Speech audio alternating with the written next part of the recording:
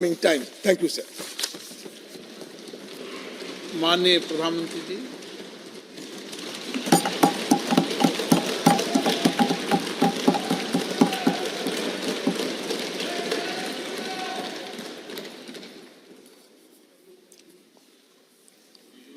आदरणीय अध्यक्ष जी,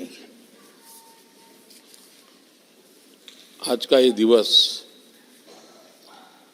लोकतंत्र की एक महान परंपरा का महत्वपूर्ण दिवस है।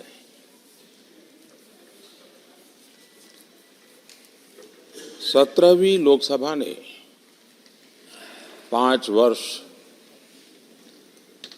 देश सेवा में जिस प्रकार से अनेकविध महत्वपूर्ण निर्णय किए, अनेक चुनौतियों को सबने अपने सामर्थ्य से देश को उचित दिशा देने का प्रयास, एक प्रकार से ही आज का दिवस हम सबकी उन 5 वर्ष की वैचारिक यात्रा का, राष्ट्र को समर्पित उस समय का,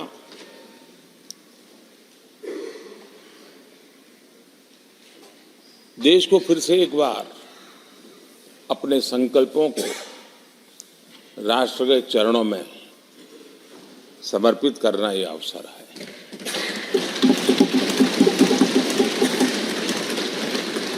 ये 5 वर्ष देश में रिफॉर्म, परफॉर्म एंड ट्रांसफॉर्म, ये बहुत रेयर होता है कि रिफॉर्म भी हो, परफॉर्म भी हो और हम ट्रांसफॉर्म होता अपनी आंखों के सामने देख पाते हो, एक नया विश्वास भरता हो। ये अपने आप में 17वीं लोकसभा से आज देश अनुभव कर रहा है और मुझे पक्का विश्वास है कि देश 17वीं लोकसभा को जरूर आशीर्वाद देता रहेगा।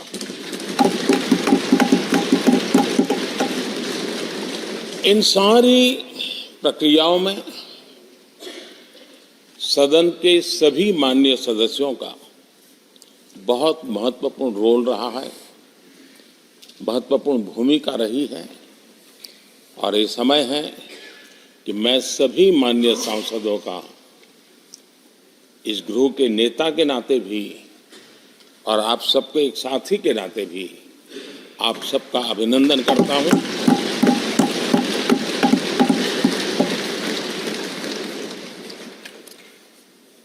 विशेष रूप से आदरणीय अध्यक्ष जी, मैं आपके प्रति भी हृदय से बहुत बहुत आभार व्यक्त करता हूं।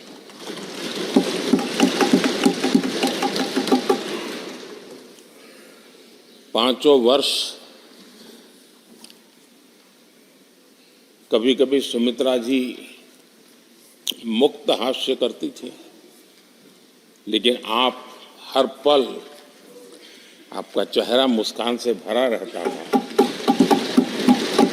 यहाँ कुछ भी हो जाए लेकिन कभी भी उस मुस्कान में कोई कमी नहीं आई।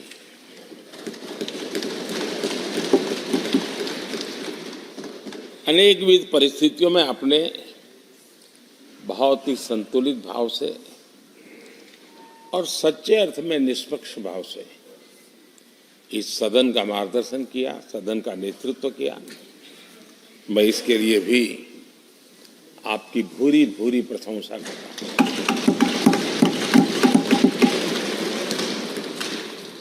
आक्रोश के पल भी आए, आरोप के भी पल आए, लेकिन आपने पूरे धैर्य के साथ इन सभी स्थितियों को संभालते हुए और एक सूझबूझ के साथ आपने सदन को चलाया, हम सबका मार्गदर्शन किया, इसके लिए भी मैं आपका आभारी हूं। आदरणीय सभापति जी, इस 5 वर्ष में इस सदी का सबसे बड़ा संकट पूरी मानव जात ने झेला।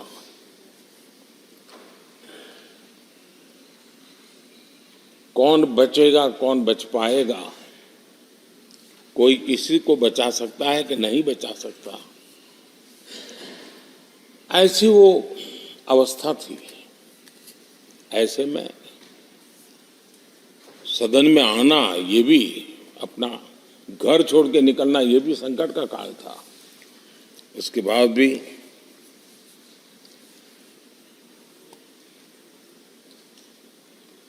जो भी नई व्यवस्थाएं करनी पड़ी, आपने उसको किया। देश के काम को रुकने नहीं दिया। सदन की गरिमा भी बनी रहे और देश के आवश्यक कामों को जो गति देनी चाहिए, वो गति भी बनी रहे। और उस काम में सदन की जो भूमिका है, वो रत्ती भर भी पीछे न रहे। इसको आपने बड़ी कुशलता के साथ संभाला और दुनिया के लिए एक उदाहरण के रूप में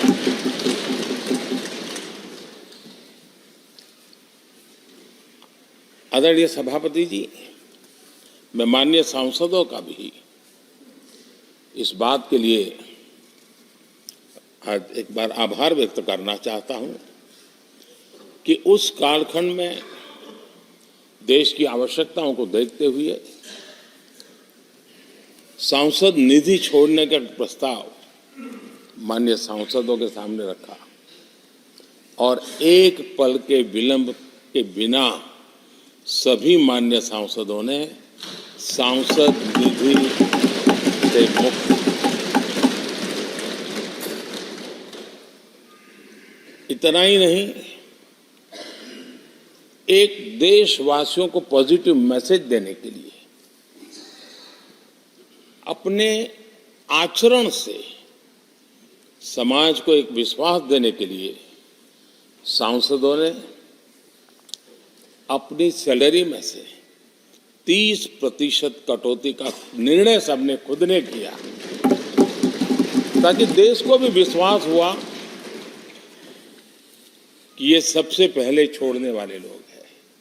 और आदरणीय सभापति जी, हम सभी सांसद बिना कारण साल में 2 बार हिंदुस्तान के मीडिया के किसी न किसी कोने में गाली खाते रहते थे कि ये सांसदों को इतना मिलता है और कैंटीन में इतने में खाते हैं, बाहर इतने में मिलता है, कैंटीन में इतने में मिलता है, बाहर यानी पता नहीं बाहर लोग तो लिए जाते थे।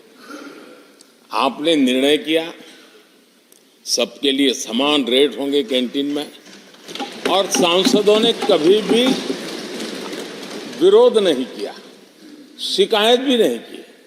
और सभी सांसदों की बिना कारण इतनी फजेत करने वाले लोग मजे लेते थे, उससे हम सबको आपने बचा लिया। इसके लिए भी मैं आपका आभार व्यक्त करता हूं। आदरणीय सभापति जी, ये बात सही है कि हमारे कई लोकसभा के, चाहे 17वीं हो, 16वीं हो, 15वीं हो, संसद का नया भवन होना चाहिए, इसकी चर्चा सबने की, सामूहिक रूप से की, एक स्वर से की, लेकिन निर्णय नहीं होता था। ये आपका नेतृत्व है जिसने निर्णय किया, चीजों को आगे बढ़ाया, सरकार के साथ अनेक मीटिंगें की, और उसी का परिणाम है कि आज देश को ये नया संसद भवन प्राप्त हुआ है। आदरणीय सभापति जी, एक संसद के नए भवन में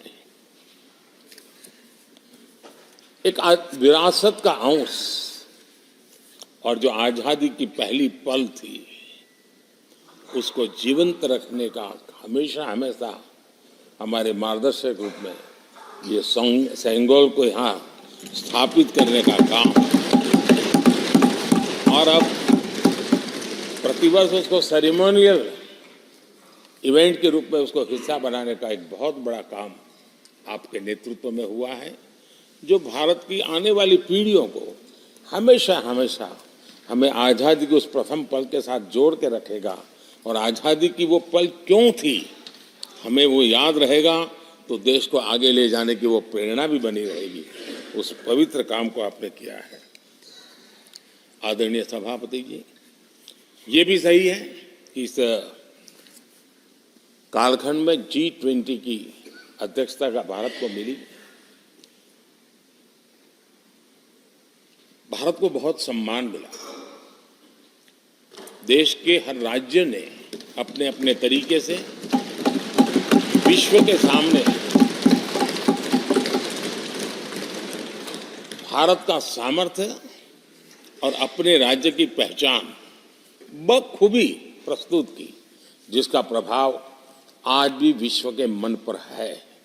उसके साथ आपके नेतृत्व में G20 की तरह P20 का जो सम्मेलन हुआ और विश्व के अनेक देशों के स्पीकर्स यहाँ आए, और मदर ऑफ डेमोक्रेसी भारत किस महान परंपरा को लेकर के, किस डेमोक्रेटिक वैल्यूज को लेकर के सदियों से हम आगे बढ़े हैं। व्यवस्थाएं बदली होगी, लेकिन डेमोक्रेटिक मन भारत का हमेशा बना रहा है। उस बात को आपने विश्व के स्पीकर्स के सामने बखूबी प्रस्तुत की, और भारत को लोकतांत्रिक व्यवस्थाओं में भी एक प्रतिष्ठा प्राप्त कराने का काम आपके नेतृत्व में हुआ। आदरणीय सभापति जी, मैं एक बात के लिए आपका विशेष अभिनंदन करना चाहता हूं। शायद हमारे सभी माननीय सांसदों का और मीडिया का भी उस तरफ ध्यान नहीं गया है। हम संविधान सदन जिसको कहते हैं, जो पुरानी संसद, जिसमें महापुरुषों के जन्म जयंती निमित्त उनकी प्रतिमा को पुष्प चढ़ाने के लिए हम लोग एकत्र आते हैं, लेकिन वो एक 10 मिनट का इवेंट होता था और चले जाते थे। आपने देश भर में इन महापुरुषों के लिए वक्तृत्व स्पर्धा, निबंध स्पर्धा का एक अभियान चलाया। उसमें से जो बेस्ट ऑरेटर होते थे और बेस्ट एसेज होते थे, हर राज्य से 2-2 बालक उस दिन दिल्ली आते थे, और उस महापुरुष की जन्म जयंती के समय, पुष्प वर्षा के समय वो मौजूद रहते थे, देश के नेताओं को, और बाद में वो पूरा दिन भर रह करके उस पर अपना व्याख्यान देते थे। वे दिल्ली के अन्य स्थान पर जाते थे, वो सांसद की गतिविधियों को समझते थे। यानी अपने ये निरंतर प्रक्रिया चला करके देश के लाखों विद्यार्थियों को भारत की संसदीय परंपरा से जोड़ने का बहुत बड़ा काम किया। और ये परंपरा ये आपके खाते में रहेगी, और आने वाले समय में हर कोई बड़े गौरव के साथ इस परंपरा को आगे बढ़ाएगा। मैं इसके लिए भी आपका अभिनंदन करता हूँ। आदरणीय अध्यक्ष जी, संसद की लाइब्रेरी जिसको उपयोग करना चाहिए वो कितना कर पाते थे वो तो मैं नहीं कह सकता हूं, लेकिन आपने उसके दरवाजे सामान्य व्यक्ति के लिए खोल दिए। ज्ञान का ये खजाना, परंपराओं की विरासत, उसको आपने जन सामान्य के लिए खोल करके बहुत बड़ी सेवा की है। मैं इसके लिए भी आपका हृदय से अभिनंदन करता हूं। पेपरलेस पार्लियामेंट, डिजिटलाइजेशन, आपने आधुनिक टेक्नोलॉजी हमारी व्यवस्था में कैसे बने। शुरू में कुछ साथियों को दिक्कत रही, लेकिन अब सब इसके आदी हो गए हैं। सब मैं देखता हूं, जब यहाँ बैठे हैं तो कुछ न कुछ करते रहते हैं। तो अपने आप में एक बहुत बड़ा काम आपने किया है। ये एक स्थायी व्यवस्थाएं आपने निर्माण की है। मैं इसके लिए आपका बहुत आभार व्यक्त करता हूँ। आदरणीय अध्यक्ष जी, आपकी कुशलता और माननीय सांसदों की जागरूकता, उन सबका संयुक्त प्रयास मैं कह सकता हूं कि जिसके कारण 17वीं लोकसभा की प्रोडक्टिविटी करीब करीब 97% रही है।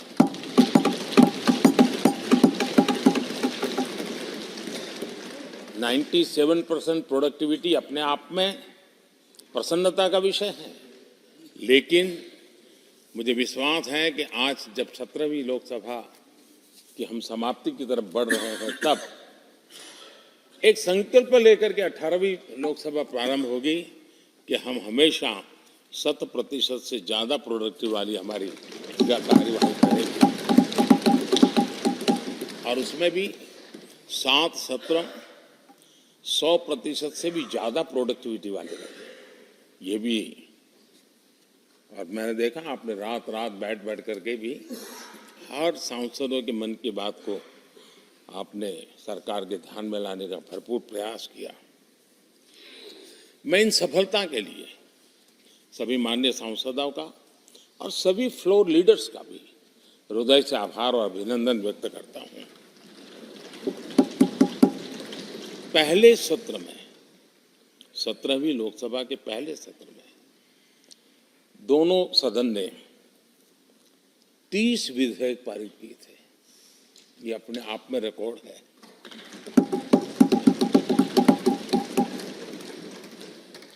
और एक नए नए बेंचमार्क 17वीं लोकसभा ने बनाए हैं। आदरणीय अध्यक्ष जी, आजादी के 75 वर्ष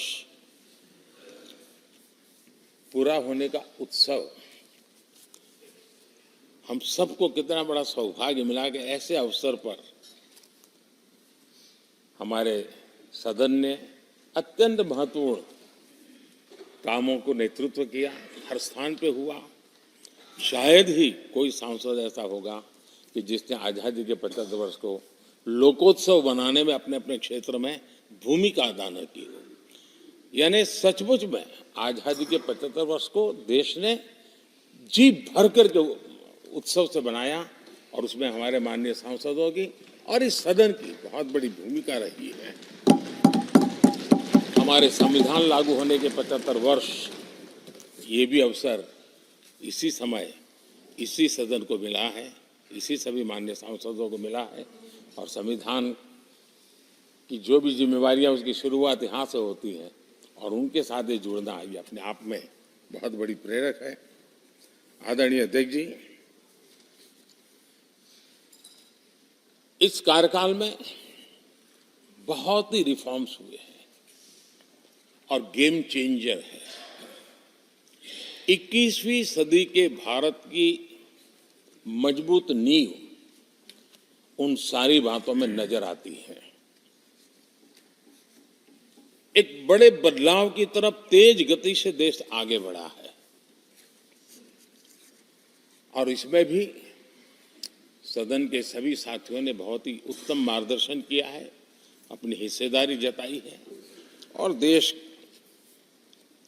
हम संतोष से कह सकते हैं कि हमारी अनेक पीढ़ियां जिन बातों का इंतजार करती थी, ऐसी बहुत से काम इस 17वीं लोकसभा के माध्यम से पूरे हुए। पीढ़ियों का इंतजार खत्म हुआ। अनेक पीढ़ियों ने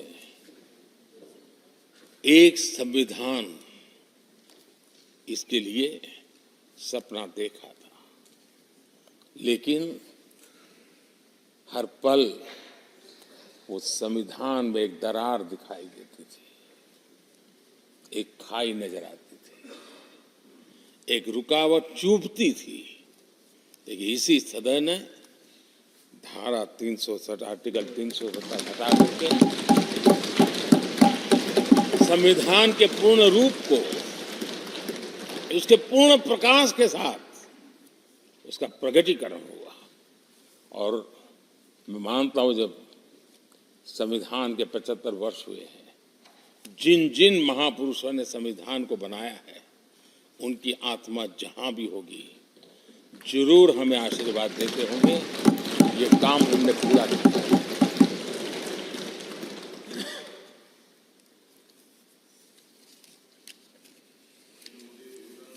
कश्मीर के भी जम्मू कश्मीर के लोगों को सामाजिक न्याय से वंचित रखा गया था। आज हमें संतोष है कि सामाजिक न्याय का जो हमारा कमिटमेंट है वो हमारे जम्मू कश्मीर के भाई बहनों को भी पहुंचा करके हम आज एक संतोष की अनुभूति कर रहे हैं। आदरणीय अध्यक्ष जी, आतंकवाद नासूर बनके देश के सीने पर गोलियां चलाता रहता था। मां भारती की धरा आए दिन रक्त रंजित हो जाती थी। देश के अनेक वीर होनहार लोग आतंकवाद के कारण बलि चढ़ जाते थे। हमने आतंकवाद के विरुद्ध सख्त कानून बनाए, इसी सदन ने बनाए। मुझे पक्का विश्वास है कि उसके कारण जो लोग ऐसी समस्याओं का लिए जूझते हैं उनको एक बल मिला है, मानसिक रूप के उनका कॉन्फिडेंस बढ़ा है और भारत को पूर्ण रूप से आतंकवाद से मुक्ति का उसमें एक एहसास हो रहा है और वो सपना भी सिद्ध होके रहेगा।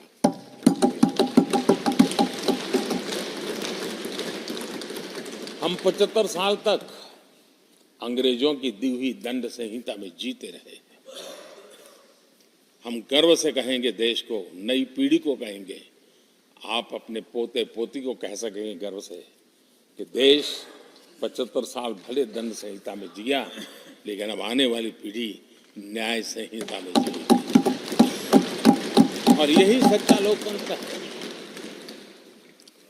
आदरणीय अध्यक्ष जी, मैं आपका एक बात के लिए और अभिनंदन करना चाहूंगा कि नया सदन, इसकी भव्यता वगैरह तो है ही, लेकिन उसका प्रारंभ एक ऐसे काम से हुआ है जो भारत की मूलभूत मान्यताओं को बल देता है और वो नारी शक्ति वंदन अधिनियम।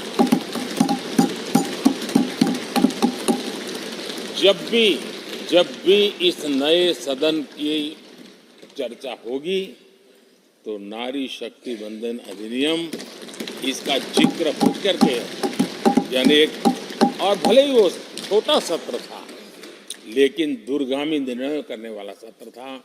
इस नए सदन की पवित्रता का एहसास उसी पल शुरू हो गया था जो हम लोगों को एक नई शक्ति देने वाला है और उसी का परिणाम है कि आने वाले समय में जब बहुत बड़ी मात्रा में यहाँ हमारी माताएं बहनें बैठी होगी, देश गौरव की अनुभूति।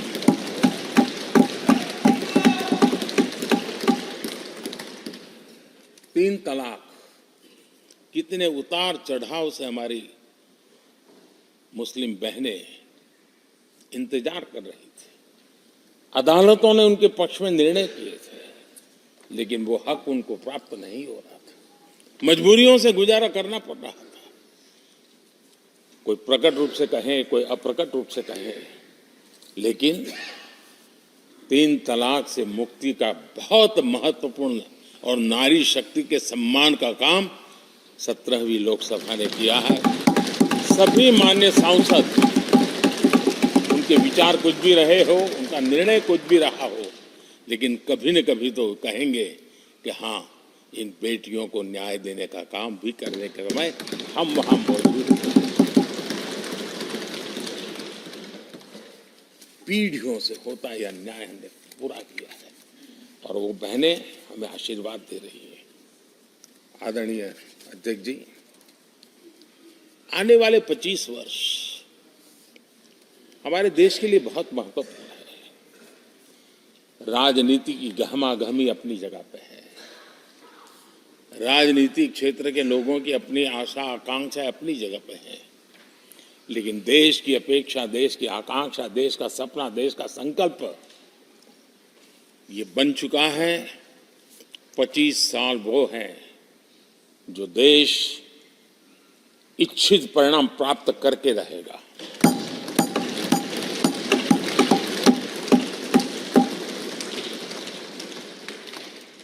(1930) में जब महात्मा गांधी जी ने दांडी की यात्रा की थी, नमक का सत्याग्रह था,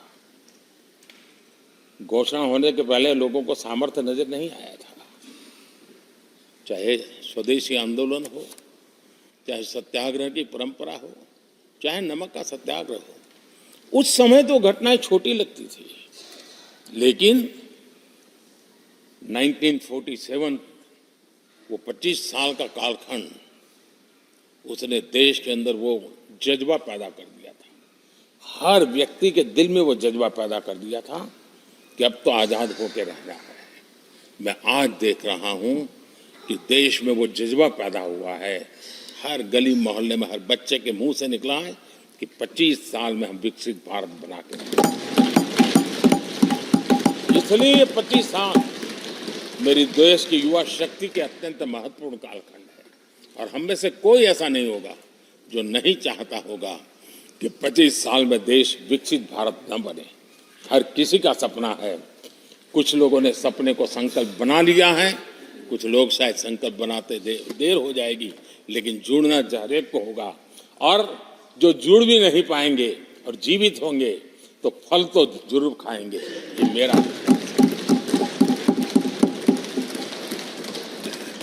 आदरणीय अध्यक्ष जी, ये 5 वर्ष युवाओं के लिए बहुत ही ऐतिहासिक कानून भी बने हैं।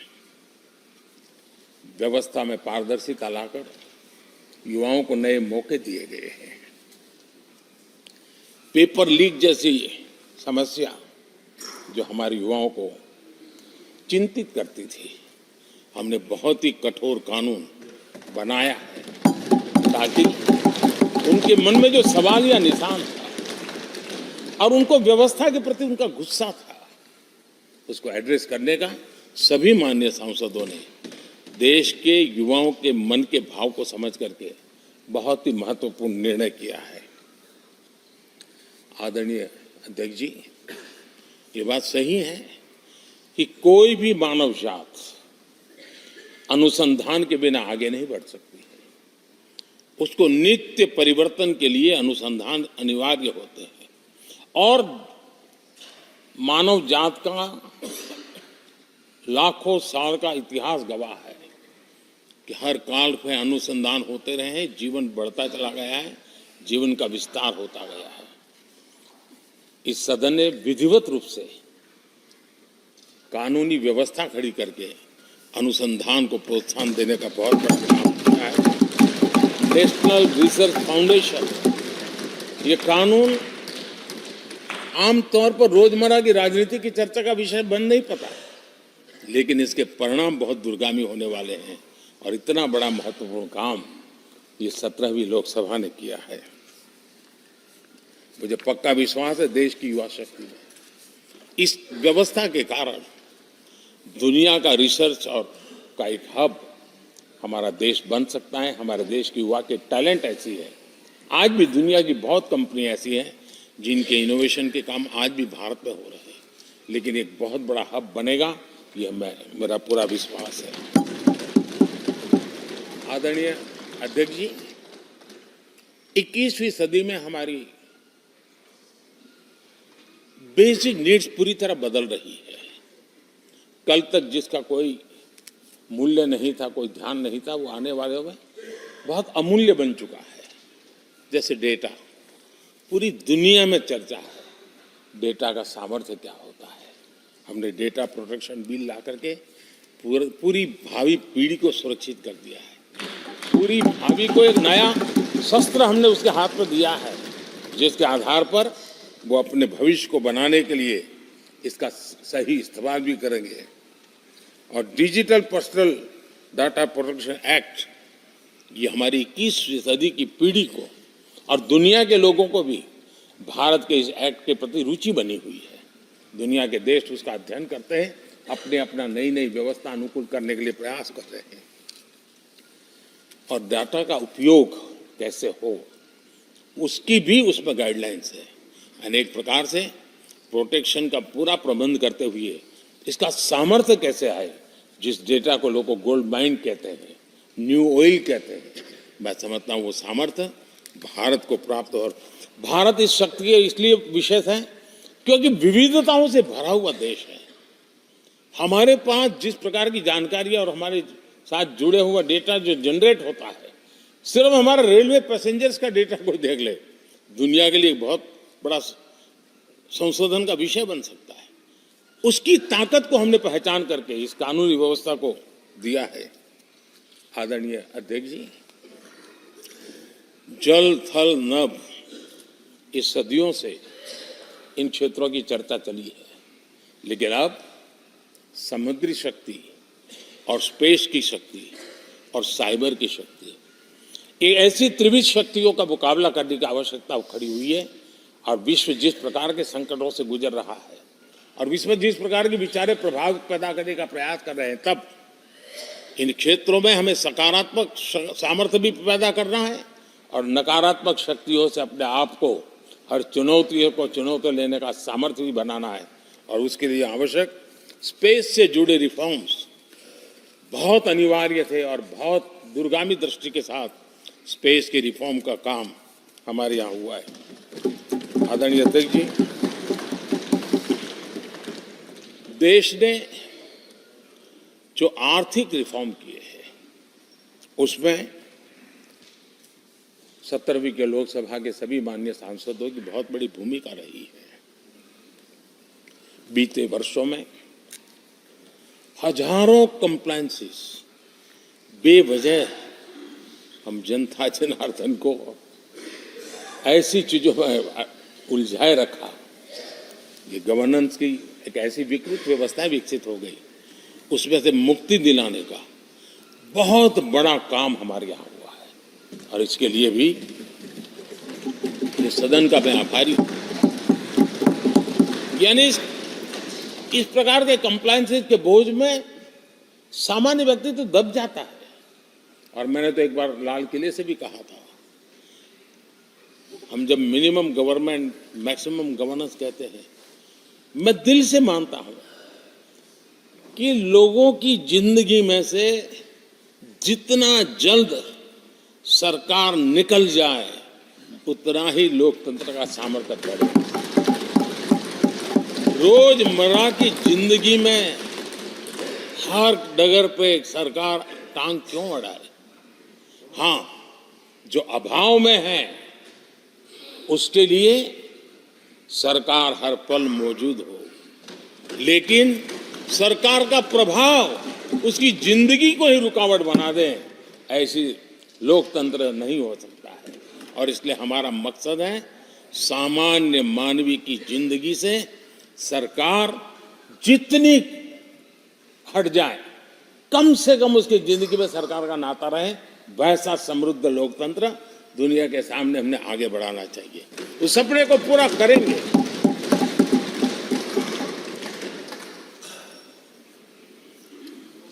आदरणीय अध्यक्ष जी, companies act, limited liability partnership act, 60 से अधिक गैर जरूरी कानूनों को हमने हटाया है।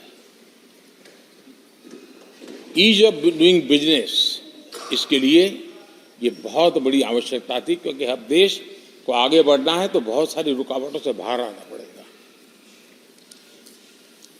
हमारे कई कानून तो ऐसे थे, छोटी छोटे कारणों से जेल में भर दो बस। यहां तक कि फैक्ट्री है और उसके शौचालय को 6 महीने में एक बार अगर व्हाइट वॉश नहीं किया है तो उसके लिए जेल थी, वो कितनी बड़ी कंपनी का मालिक क्यों ना हो। अब ये जो एक प्रकार की जो अपने आप को बड़े लेफ्ट लिबरल कहते हैं, उन लोगों की आइडियोलॉजी, और देश में ये तुमारशाही का जमाना, उन सारों से मुक्ति दिलाने का हमें हमें भरोसा होना चाहिए भाई। वो करेगा। आज लोगों के घरों में लिफ्ट होती है, वो सोसाइटी फ्लैट वाले लोग अपनी लिफ्ट रिपेयर करते ही है जी, हर चीज कर लेते हैं। तो ये जो समाज पर, नागरिक पर भरोसा करने का काम, बहुत तेजी से बढ़ाने का काम 17वीं लोकसभा ने किया है। और इसके लिए जन विश्वास एक्ट, मैं समझता हूं 180 से ज्यादा प्रावधान डीक्रिमिनलाइज करने का काम किया है। जो मैं कहा छोटी छोटी बात में जेल में डाल देना, ये डीक्रिमिनलाइज करके हमने नागरिक को ताकत दी है। वो इसी सदन ने किया है, यही माननीय सांसदों ने किया है। कोर्ट की चक्कर से जिंदगी बचाने के लिए बहुत महत्वपूर्ण काम, कोर्ट के बाहर विवादों से मुक्ति, उस दिशा में एक महत्वपूर्ण काम, मध्यस्थता का कानून, उस दिशा में भी इसी माननीय सांसदों ने बहुत बड़ी भूमिका अदा की। जो हमेशा हाशिए पर था, किनारे पर थे, जिनको कोई पूछता नहीं था, सरकार होने का उनको एहसास हुआ है। हाँ, सरकार है, हम है। जब कोविड में मुफ्त इंजेक्शन मिलता था ना, उसको भरोसा होता था, चलिए जान बच गई। सरकार होना का उसको एहसास होता था। और यही तो सामान्य मानवीय की जिंदगी में बहुत आवश्यक होता है। वो असहायता न अनुभव, अब क्या होगा, ये स्थिति पैदा नहीं होनी चाहिए। ट्रांसजेंडर समुदाय अपमानित महसूस करता था, और जब बार बार वो अपमानित होता था तो उसके अंदर भी विकृतियों की संभावनाएं बढ़ती रहती थी, और ऐसे विषयों से सब लोग दूर भागते थे। 17वीं लोकसभा के सभी माननीय सांसदों ने ट्रांसजेंडर्स के प्रति भी संवेदना जताई, और उनके जीवन में भी बेहतरीन जिंदगी बने।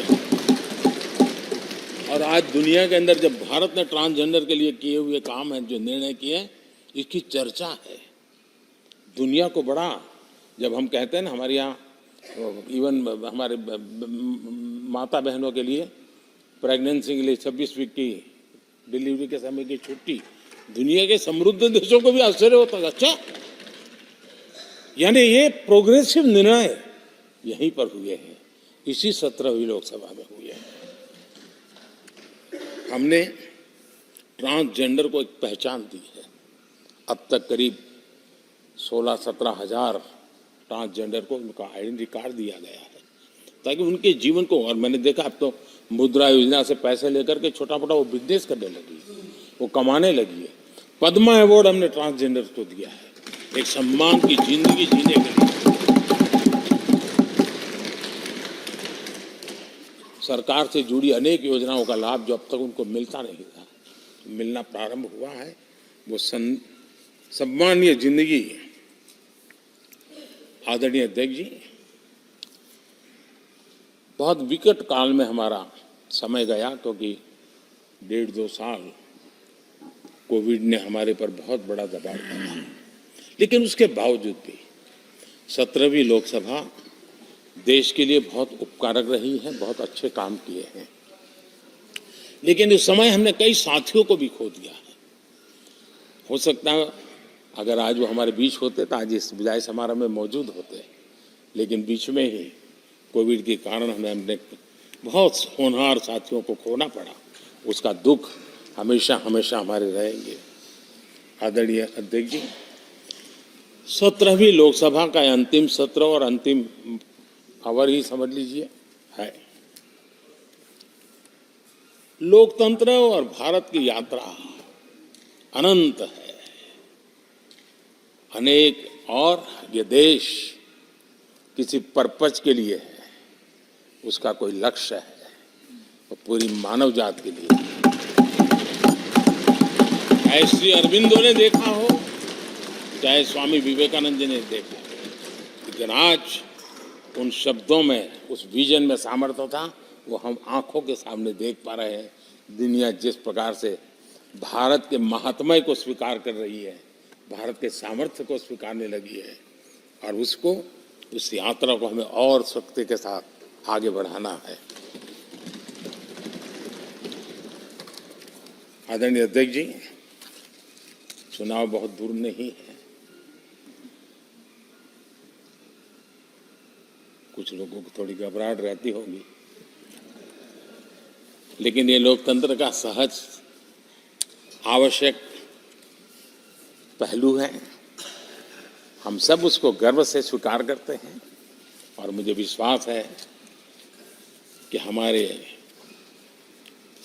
चुनाव भी देश की शान बढ़ाने वाले, लोकतंत्र की हमारी जो परंपरा है पूरे विश्व को अचंभित करने वाले अवश्य रहेंगे, ये मेरा पक्का विश्वास है।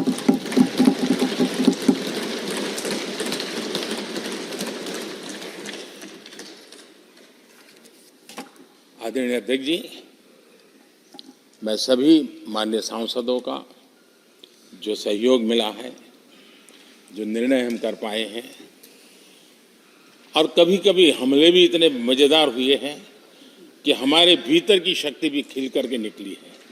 और मेरा तो परमात्मा की कृपा रही है कि मुझे जब चुनौती आती है तो ज़रा और आनंद आता है। हर चुनौती को हम सामना कर पाए हैं, बड़े आत्मविश्वास और विश्वास के साथ हम चले हैं। आज राम मंदिर को लेकर के इस सदन ने जो प्रस्ताव पारित किया है, वे देश की भावी पीढ़ी को इस देश के मूल्यों पर गर्व करने की संवैधानिक शक्ति देगा। ये सही है कि हर किसी में ये सामर्थ्य नहीं होता है कि ऐसी चीजों में तो कोई हिम्मत दिखाते हैं, कुछ लोग मैदान छोड़ के भाग जाते हैं, लेकिन फिर भी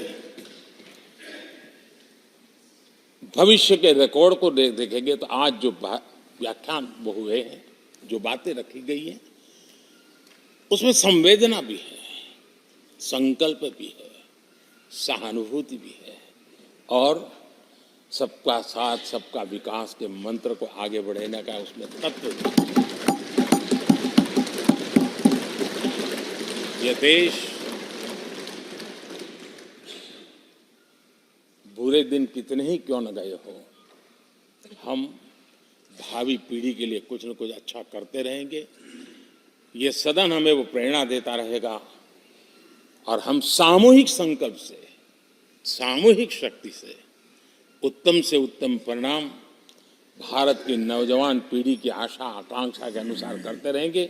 इसी विश्वास के साथ फिर एक बार आपका आभार प्रकट करता हूँ, सभी माननीय सांसदों का आभार प्रकट करता हूँ। बहुत बहुत धन्यवाद।